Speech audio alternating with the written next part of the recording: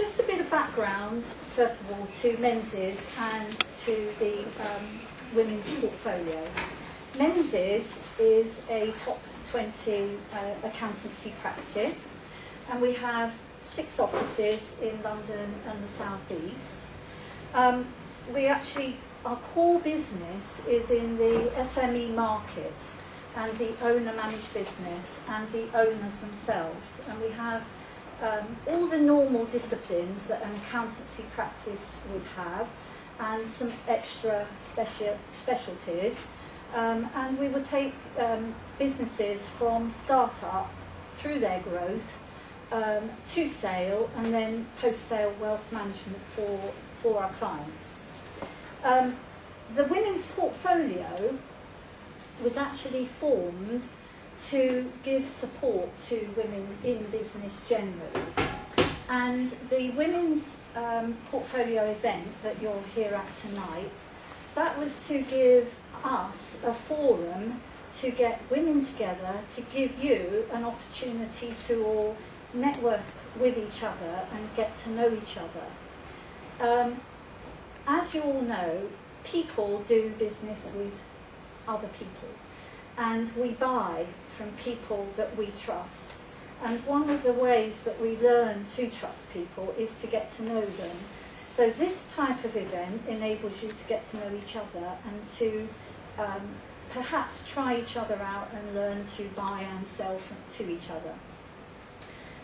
One of the things that we do, tonight we've got a speaker, but one of the other things we do, which if you're interested in we will continue to do, is workshops. So instead of a networking event, which is a speaker and just chatting with each other and getting to know each other, we actually would have a workshop in the afternoon, which gives you the opportunity to interact with each other and get to know each other better. And that would entail either soft skills learning, or it could be a business based event. So if anyone has any ideas of things that they would actually like to do following on from today, just let me know afterwards, and or any of the colleagues of mine that have the Menzies badges on, and we'll see what we can put together in the future. Anyway, enough of us. We're on to our guest speaker, Nicola Horlick.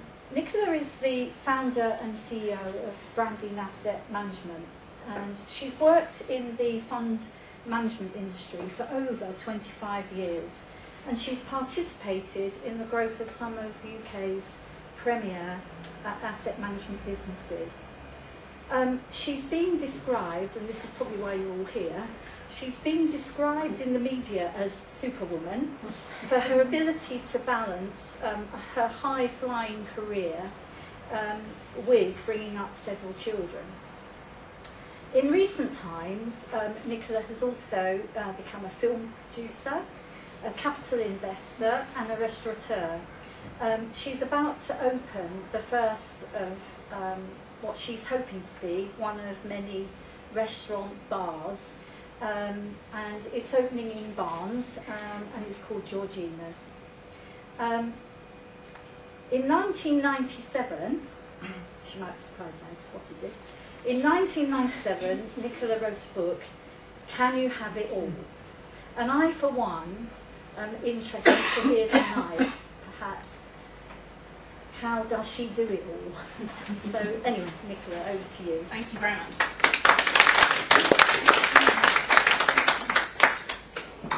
Right, I'm not going to sit on this chair, but I am going to lean on it slightly.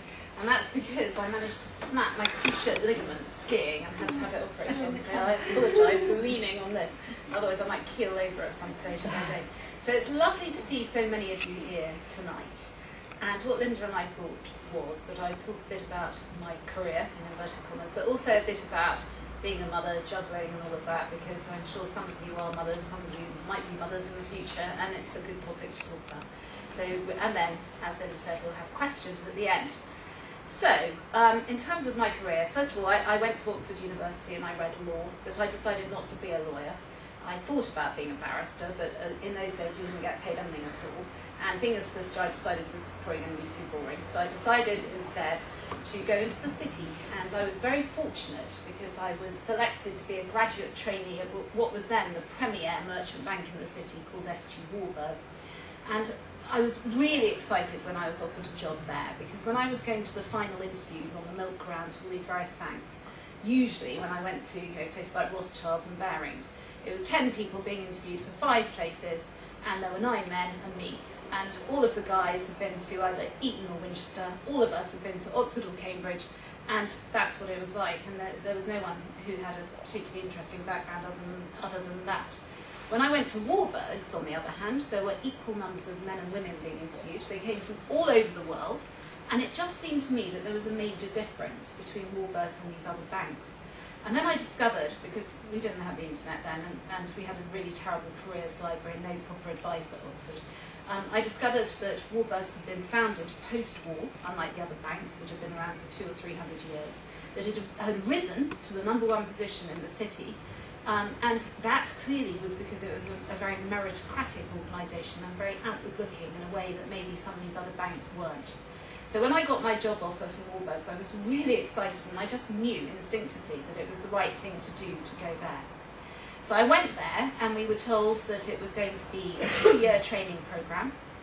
There were 4 divisions of the bank, and we had to move through these 4 divisions and then be chosen, or we'd choose one at the end.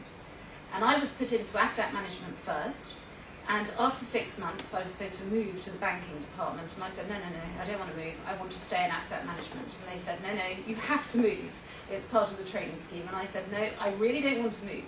So then I said, right, if you're not going to let me stay, I'm leaving. So they then said, okay, fine, you can stay in asset management. So I managed to skip 18 months of the management training programme, which then resulted in me becoming the youngest director ever of Warburg's because of that. But that wasn't the reason I did it. I did it because I really believed that asset management was the right place for me. So I was really lucky to end up very quickly in the area that I wanted to be in.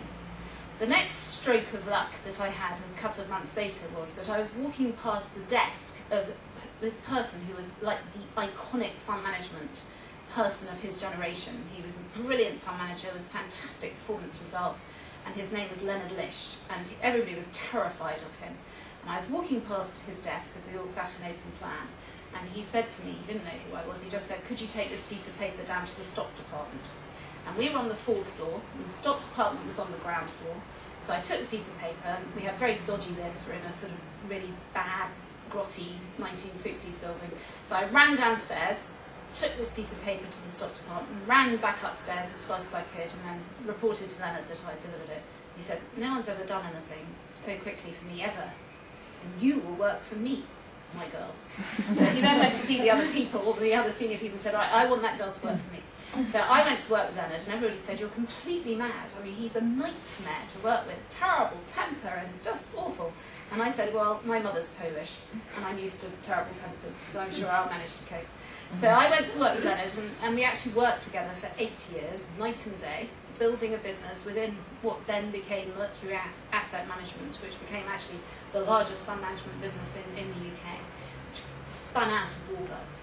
And Leonard and I ran something called the Specialist Equity Team, and we basically took on all the pension funds that no one else could manage because they're all too big and the performance was terrible. And we proved that we could actually make those funds perform. Because in the old days, and we were managing very large amounts of money, even by today's standards. We were managing a portfolio, for example, for the Railways pension scheme that was $3 billion in the early 80s. So that was a lot of money then. It's even now still a lot of money. So we proved that we could make these funds perform. And the way we did it was to have very concentrated portfolios of shares. So instead of having 300 UK equities in our UK equity portfolio, we had 20. And we ended up owning 29.9% of Burton's and 29.9% of Great Universal Stores and 29.9% of God knows what. But retail actually was one of the things we really focused on. And at that time, retail was only 5% of the index, and we actually had 25% of our portfolio in retail because Mrs. Thatcher had come in and she'd used some credit controls, and there was this boom beginning to happen. Ralph Halpin had done the first sale and lease back on a store at Burton's, and we were beginning to think that there was about to be this retail boom, which indeed turned out to be the case. So when the retail sector actually doubled and became 10% of the index rather than 5%, and we were holding 25% of our portfolios in it, you can imagine we did rather well. So we managed to show that it was possible for the Railways Pension Scheme and the Post Office Pension Scheme and the British Telecom Pension Scheme and the BBC Pension Scheme and the GEC Pension Scheme to actually do rather better than everybody else's pension schemes, even though they were very large. So I then said to Leonard, well, you know, if we can do this for these very big funds, we can actually do it for smaller ones too. So I went out and I saw lots of pension funds and I said, yeah, we can do this for your £100 million pension fund and your £200 million pension fund. And our team began to grow very fast. We had to have lots of people because we had all this money pouring in, and we invented performance fees. We were the first people in the city to have performance fees. So I said to our clients, we'll take 20% of the outperformance, which hedge funds eventually latched onto, but we were the very first people who did it. And we ended up with this very sizable business. So then, our big rival in terms of the overall bank at the time was a bank called Morgan Grenfell. And Morgan Grenfell noticed what we were doing. And Morgan Grenfell had a business in the UK pension fund industry that was suffering very, very badly and had declined from 10 billion under management to 4 billion under management over the previous 3 years. And they approached me and said, would you like to come and sort out our business? And at this stage, I was 30 years old, had 3 children. I'd just had my 3rd child. And I said, okay, fine. And it was very hard because I then had to part with Leonard, and it was very tearful and upsetting because he was so important to me as a person. But I knew that it was the right thing for my career, because if I'd stayed, I would have been living in his shadow forevermore, being his bag carrier, being identified as his bag carrier, and it would have been very difficult for me to establish myself as a professional. So it was very hard, and it was like a divorce, and it was very traumatic, but I did leave, and I went to Morgan Grenfell to try and sort out this business. When I got there, it was extremely scary, because taking on a business like that is really in decline is very difficult, and it was a bit like trying to catch a falling knife. But I had a couple of people who went with me from Warburgs, and we then sat there for a few months just observing what was going on. And I realised very quickly that there was a layer of crusty old guys who did nothing terribly much other than have boozy lunches. And then there were some extremely bright younger people that were underneath. So it became pretty apparent after a while that what I needed to do was to remove the layer of crusty old guys, so I got rid of them, and promote the younger guys and give them more responsibility, which is what I did. And I remember, for years I followed Hanson Trust. I was the person at Warburgs who was responsible for researching that company, and I used to have long conversations with Lord Hanson and Lord White, and they used to come in to see us and say, how is it that you managed to turn these companies around? And they always said the same thing, which was, we never go outside and recruit. We just lift off the top layer, and there underneath are these brilliant people who really understand the business and have been saying to each other for years, this is what we need to do. And all you need to do is give them that opportunity, and then you will actually manage to recreate the business.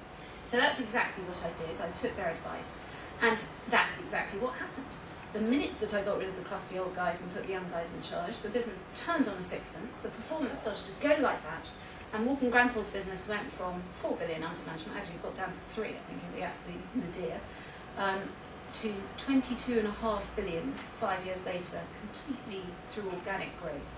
And we didn't make any acquisitions of anybody else's businesses or whatever. So that was really exciting, and the team were fantastic, and it was very much a team effort. I was the person who gave them the vision, but they were the ones who did all the work.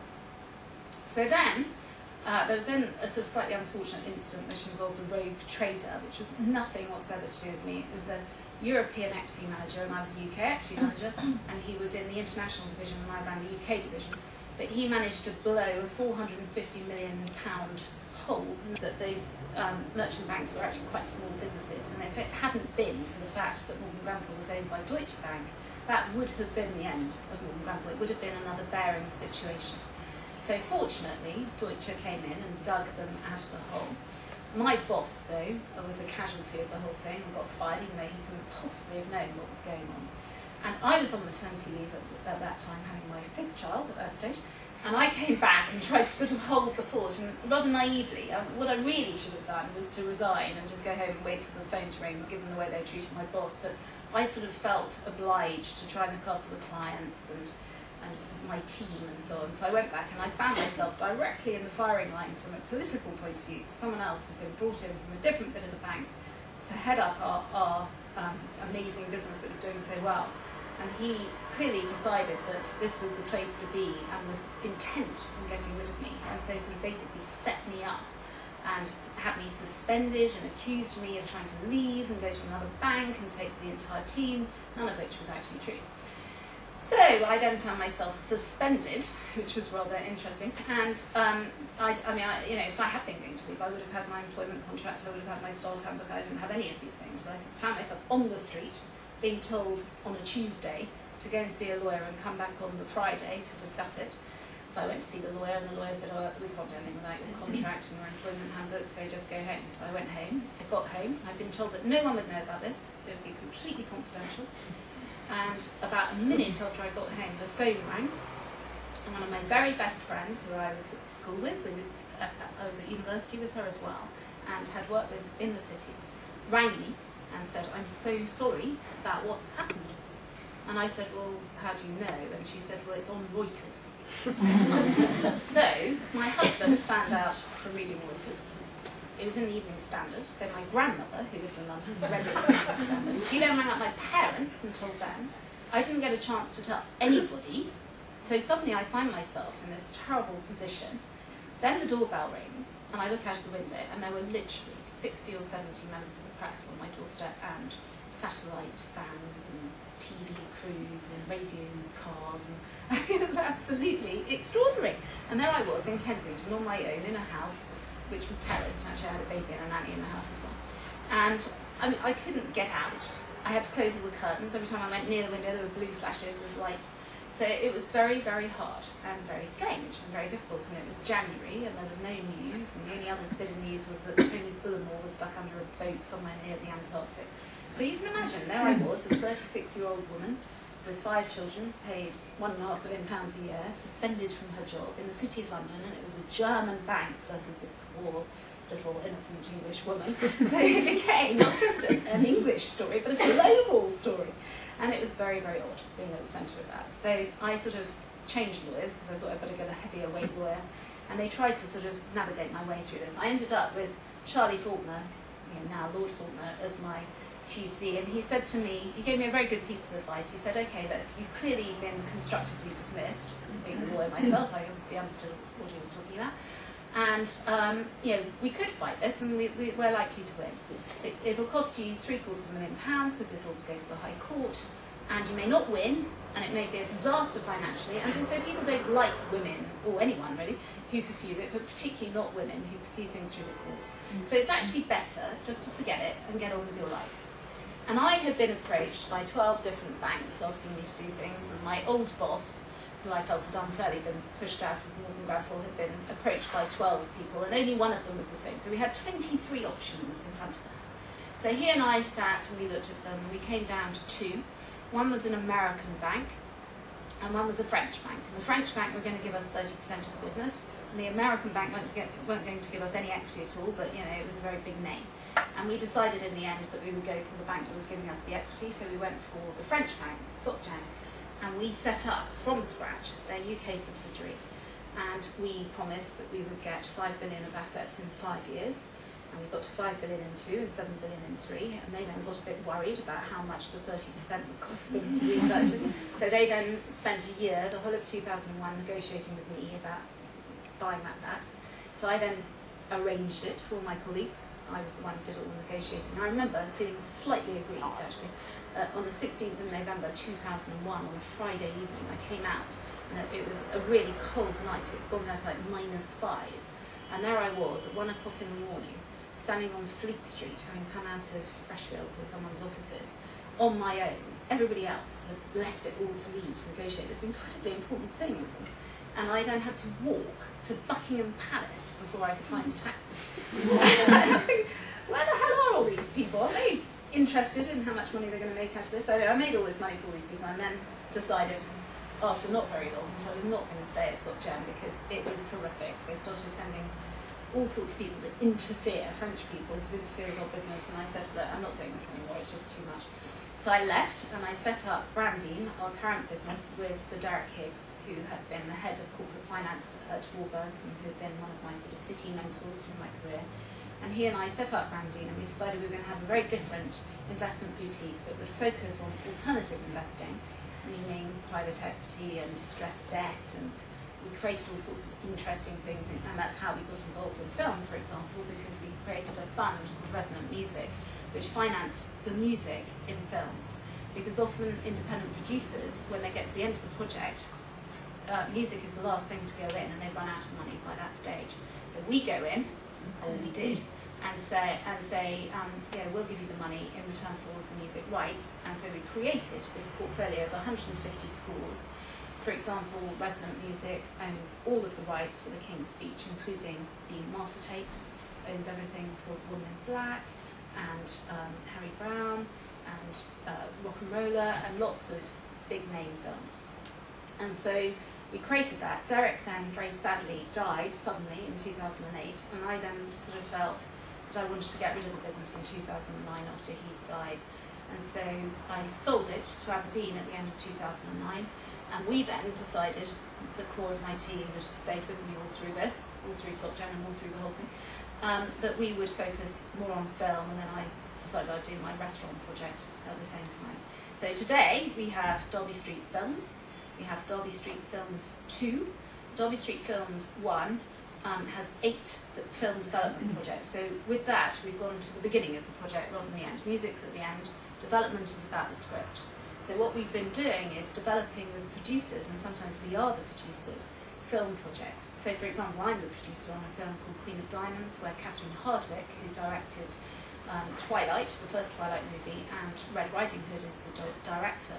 And that is a movie about a female gangster in London during the 1960s. It's a true story. She had a gang called the 40 Thieves. They were girls, beautiful women from the East End of London, and they were all given elocution lessons and given beautiful clothes to wear and had their hair done and everything, and given limos, and they would then go off to Harrods, for example, and then walk out with half of the fur department, or go down Bond Street with a male accomplice and walk out with the beautiful diamond necklace in the window. So that's going to be a pretty cool movie. It's going to be fun, and Catherine's very excited about it. So those are the sorts of things that we're now doing, which is rather different to what I was originally doing. But anyway, so that is my career. Now, the other side of it is being a mother, being a wife, having children and so on. And as I said, I've had 6 children, and I've been very, very lucky to have had 6 children. And somehow or other, I've managed to fit all of that around the career. I always took the view that I would not be adamant in my views about things. So I did not say, I'm going to have 6 children and I'm going to carry on working. I said, I want to have children, and I'll see if it works carrying on working. And with the first child, I probably overdid it slightly because I went back to work after 6 weeks, and that made me feel really ill, and it wasn't good for the child. And I ended up expressing milk in the loo and then putting milk in the fridge, and I got worried that someone was going to put it in their coffee. And horrific. And every time I thought about the child when I was in a meeting, I'd have a surge of milk and then think, oh my God, my silk blouse, it was all absolutely terrible. So I really wouldn't recommend that. So then with the second child, I managed to persuade Warburgs, because I was very fortunate. Although I was still relatively junior, I had Leonard behind me, and he was very powerful. So when I said I wanted to change the maternity rights, they all said, oh, okay, fine, that's fine. So I changed it from 6 weeks to 5 months. So then when I had the next, and then all the women in Warburgs all rang me up to thank me, and I said, well, why didn't any of you try to change it? But anyway, we managed to change it, and I then had 5 months off with the subsequent babies, which was a much better length of time. But when I had my first child and I had my second child was 10 months old, this terrible, terrible thing happened, which was that Georgie, my eldest daughter, got leukemia. And it had never occurred to me that I would be the mother of a sick child. I mean, I just sort of assumed that if a baby's born with all its fingers and toes in this day and age, that's it, that's all you have to do. And then after that, it's all about nurturing them and helping them to grow and helping them to learn and so on. So it was a real shock, and I didn't know anything about the disease. I didn't come from a medical family, didn't know anything about leukemia. And I sort of assumed that this was a death sentence. But I was then told that actually leukemia is a great success story, that the success rate in terms of survival was 60%, and that for girls it was probably higher, because girls are easier to treat, and actually, you know, it was going to be fine. So I sort of believed them, and we went through chemotherapy and radiotherapy, and it was all pretty horrific, but it wasn't the end of the world, and we managed to get through it. And then after 9 weeks of all of that, Georgie wanted to go back to her nursery school, and I was sort of standing outside, waiting, you know, really worried as she sort of went in, and then 3 hours later came out. But actually she got back into it very quickly, and she then said, "Why are you hanging around, Mummy? Why don't you go back to work?" So I thought, well, actually it's probably a good thing to go back to work, because it was so worrying and so stressful having this child with this disease that it actually was a good thing to go back to work and just take my mind off it. So very quickly we got back into our normal routine. And actually, Georgie was on treatment for maintenance treatment for 2 years after she'd had the first lot of treatment. And then after that, she was, by that stage she was 5 when she'd finished all of that. There were then 3 years when actually she was really well, and everything was fine. And I had my 4th child, and everything was going really well, and there was every reason to think that Georgie was going to be cured. And we then went skiing when she was 8.5. And she suddenly got really, really ill, became very pale, felt really unwell, and I got really worried. And so I got a doctor to come, and in Courchevel, and a French doctor came, and he said, well, you know, you should take her for a blood test at Great Ormond Street. It's probably nothing, it's probably a virus, but just check it out. So when we got back, I took her to Great Ormond Street, and the systems went down. And so they couldn't tell me the results, but the doctor said it's highly unlikely that she's relapsed. Go home, it'll be fine. Now, I got home, and about 2 hours later I got a phone call saying, we're really sorry, but we think that we've seen something in her blood. Can you bring her for another test tomorrow? So I took her, and she had relapsed. Inexplicably, because it's actually extremely unusual to relapse so long after you've come off your initial treatment. So I took her back, and then we started very heavy doses of chemotherapy to get her back into remission. She got into remission. But the problem was that the drugs did too good a job. When they treat people for leukemia, what they're trying to do is basically eliminate the white cells in the blood, and they're the cells that carry your immune system. And because they're the ones that are leukemic, so they need, it's like sort of emptying a dirty bath and then filling it up with fresh water, so you can destroy everything with the drugs, and then the body starts to recreate healthy cells. The problem is that the drugs that they used were too effective in their job, and they totally destroyed her immune system, so that she then got this relatively minor sort of bacterial infection. For us, we all have this bacteria living on our bodies, but for her it became devastating. It's called Pseudomonas. It's in, when you've got a vase of flowers that smells a bit strange, that's Pseudomonas. If you've got trainers that smell a bit peculiar, that's Pseudomonas. It lurks in swimming pools, it lurks on building sites, that sort of environment. So anyway, this bug got through an anal tear, because one of the drugs had made her constipated, into her right buttock, and it started to what's called necrotize, which is basically kill the flesh. So this is the sort of nasty super bug type gangrene that you sometimes read about. And it then got into her left buttock as well, and it got to the point where she basically was about to die. And we were originally in Winchester Hospital because we have a house in Hampshire. That's where Brandine comes from, the name Brandine for the company. And they didn't really know what was going on. So then I transferred her to Chelsea and Westminster, which was our shared care hospital, and they didn't really know what was going on. So then I rang up Great Ormond Street, which is our primary provider of care, and they said, well, she must come here immediately, and they had to operate, and basically they gave her a 10% chance of survival. And this is a little 8-year-old child. So they took her down to the operating theatre, and they cut away all the infected flesh, and then they had to take her down to the operating theatre every single day for 7 days after that. And eventually, when it was all cleaned up and it was all sorted, they then took some skin from the back of her leg and then grafted it, which didn't work. So then they had to take her down again and take some skin from the front of her leg and graft it. And during this, you can imagine that she was in absolute agony, and she had to have a colostomy as well, which was horrific. So at this stage, when she was on heavy doses of morphine, and we are literally yards away from Great Ormond Street, so it's just over there, she said to me, "Mummy, how can there be a God if he makes, I didn't really know what to say, so I just sort of said, well, I really don't know, darling, it's just terrible."